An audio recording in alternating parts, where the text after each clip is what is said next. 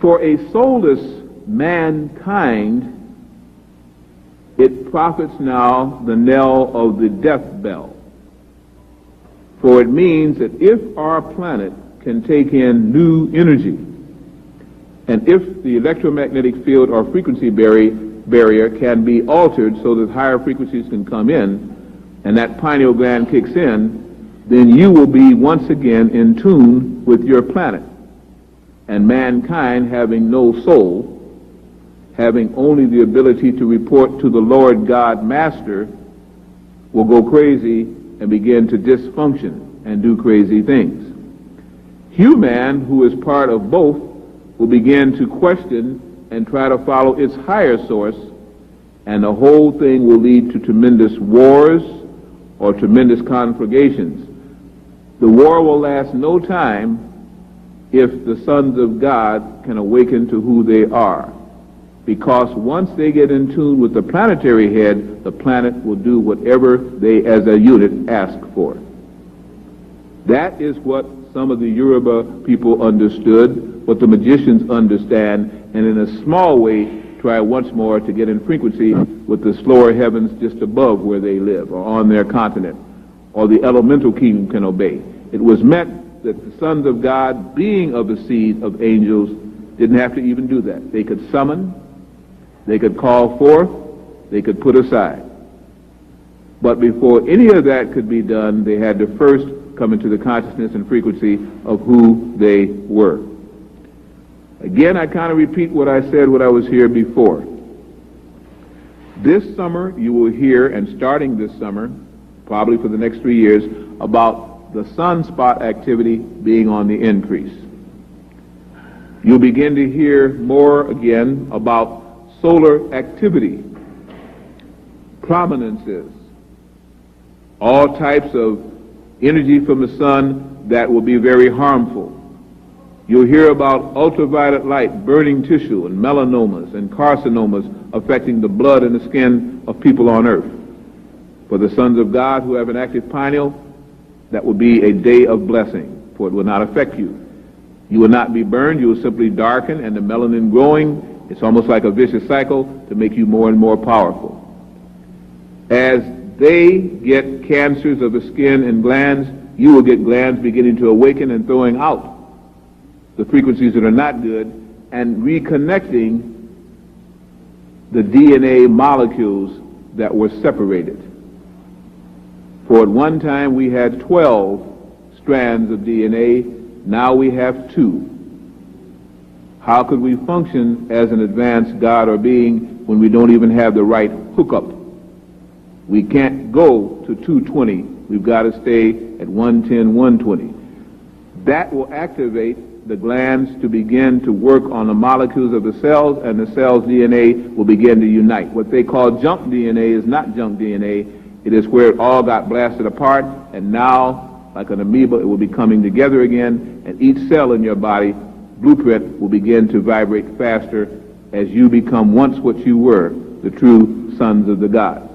For man to be man at this time, man must understand his feminine counterpart that is within him, his animal counterpart that is within him, the angel and God counterpart that is within him, and his own soul blueprint, which is him. That's why you will find people undergoing hypnosis, past life recall, flashbacks of things and intuitively that they didn't know happened, but they'll begin to see their past lives come forth. People that they meet that they'll be drawn to and they don't know why. Places that they'll go and they'll go to and they don't know why.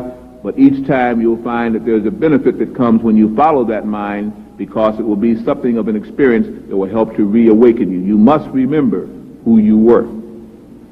You must work with the DNAs in order for the DNAs to begin to entwine together. We speak of the tetragrammaton, which of course Jewish people cannot affirm. They will not say the name Yahweh. They will not say Yad-Heh-Vav-Heh. They will not say any of those things because they were not the chosen for this energy. They were usurpers and interpreters of the books of magic without the soul to contend with them. But the soulless ones and the soul ones were both asleep. Now when we understand that as this pineal gland flashes more and more, as the pyramid begins to also begin to give off sounds and the Sphinx begins to vibrate, that is only a sign that the sons of God are calling forth their fathers and the angels are now being summoned to return. When they come back, the sky will be full of spaceships. Some are already there and seen by those who can see in that frequency, others never see them. When that happens, all granite formations in, on, and around our earth will begin to give off sounds and vibrations. It will be a sign. With that will increase mighty earthquake and volcanic activity. It has to be that way. And if you happen to live on a fault line, you best move. If you hold back further the retardation of this planet, you are not serving the planet, and the planet cannot serve you. You'll always be told, once you're a psychic, when to move on and what to avoid. And the more you come in tune with the lines of force coming into our planet, the more will be your radio that is built in that will operate, and you will just know what to do or what to avoid. You'll know who to trust and who to accept. You'll know when you're powerful and when you're weak, and you'll know what to do to increase either one. The thing is, will you follow that inner voice and that inner sign? To conclude the part of the man lecture, man is separate from mankind, who is an invention by the Lord God. The Lord God is a planetary ruler, as each planet has rulers, and this one went a little bit berserk because of things that happened, which we'd have to talk about, which is under the science called cosmology. It has nothing to do with the first cause, God, a creator. Please do not say that I said that. We're talking about advanced beings who from time to time see the planet and from time to time even interfere with the planet, and now they must move on. The creation that was here, that went through all of this, will be double rewarded, because the souls that choose to incarnate at this time, which we call children, and have incarnated for the last 40 years, the advanced triggers, now will be rewarded for what they came here and suffered greatly through to get the job done and to show again that the angels could return. Children are our key. That's why the state wants to run your children, disrupt your home, and do everything it can to stop that soul from awakening and being the mighty army that they were sent here to be. This is where we must talk to women and mothers. We must talk to the man, however, because in many cases it is the boy child that is the one that will carry forth the great ruler out of which his continents will come, that the angels will walk through and work through, and whose chamber will awaken just as the Sphinx and pyramid is awakening. Let me just say this as I conclude the first part. They not only have found the same Sphinx on Mars, as the Zulu also told you, but on the moon, on Jupiter, and everywhere they go, the same Sphinx stares them back.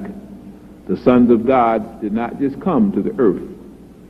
They are the masters of our solar system and our constellation.